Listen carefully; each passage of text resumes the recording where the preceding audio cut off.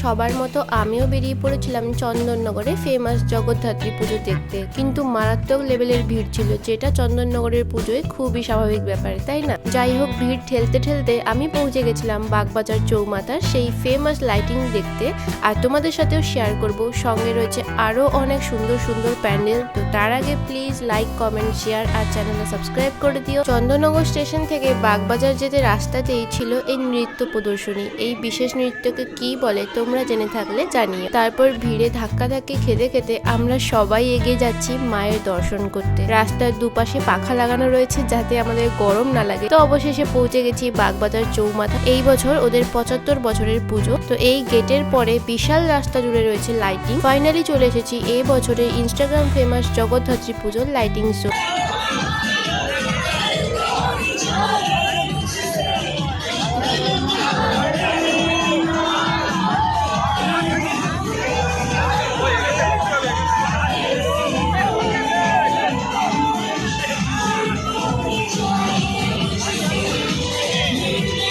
তারপর আবারও রাস্তা লাইট দিয়ে সাজানো রয়েছে। এই যে এতগুলো সম্মান পেয়েছে এই ক্লাব। অ্যান্ড ফাইনালি বাগবাজার চৌমাথার জগদ্ধাত্রী মায়ের দর্শন করলাম। খুব সুন্দর আর ইউনিক এই মায়ের প্রতিমা। এবার চলে এসেছি লালবাগান পাদ্রিপাড়া। চন্দননগর মানেই মেন অ্যাট্রাকশন হচ্ছে লাইটিং।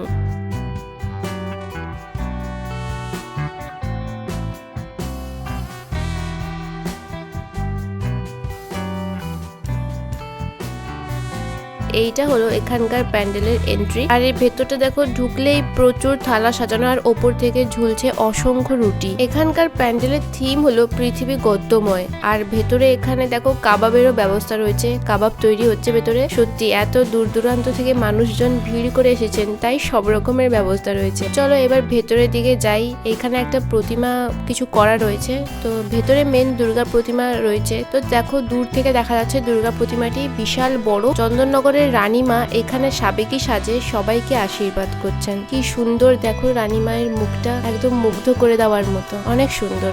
এরপর চলে এসেছি বাগবাজার। কলকাতার বাগবাজার নয়, কিন্তু চন্দননগরের বাগবাজার, যেটা অনেক ফেমাস। আর এখানকার পুজো কিন্তু অনেক পুরনো। এটা হচ্ছে প্যান্ডেলের ভেতরটা। বাগবাজারের ঝাড়বাতি কিন্তু খুব ফেমাস। আর প্যান্ডেলের মাঝখানে ওপরে বিশাল বড় লাইটিং করা রয়েছে, যেটা সেরা লাগছে দেখতে। আর এই হলো বাগবাজারের মায়ের প্রতিমা। এখানকার প্রতিমা নিয়ে অনেকেই অনেক কথা বলেছেন, তবে মায়ের প্রতিমা যেমনই হোক, উনি মা রূপেই পুজো হচ্ছেন, আর মা তো মাই হয়, তাই না? এরপর চলে এসেছি হালদার পাড়া, যার ভেতরের রাস্তাটা এইরকম লাইট দিয়ে সাজানো। অনেকটা রাস্তা জুড়েই লাইট রয়েছে। আর এখানকার থিম হলো জুরাসিক পার্ক। এর ভেতরটা দেখো, জাস্ট অসাম।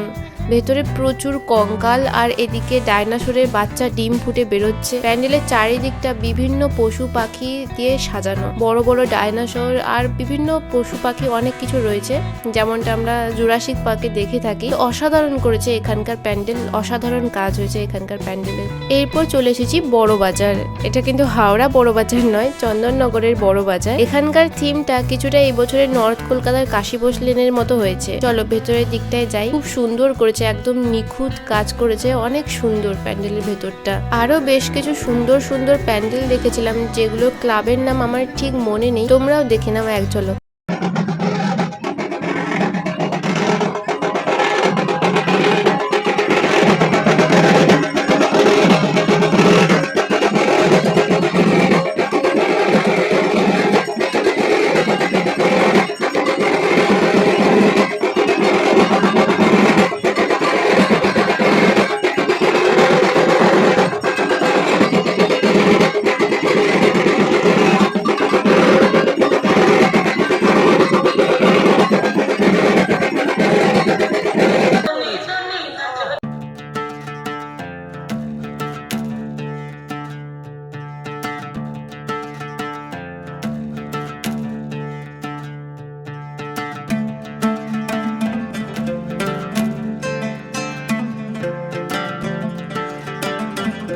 এই প্রথমবার আসা আমার চন্দননগর, আর এসে যা বুঝলাম, কলকাতার দুর্গাপুজোর চেয়ে কম কিছু নয় চন্দননগরের রানী মায়ের পুজো। দুর্গা মায়েরই তো আরেক রূপ মা জগদ্ধাত্রী। তো এই ছিল আজকের ভিডিও। বিশাল ভিড় সামলে মায়ের দর্শন করলাম আর তোমাদের সাথেও শেয়ার করলাম। তো আজকের মতো টাটা, দেখা হচ্ছে নেক্সট ভিডিওতে।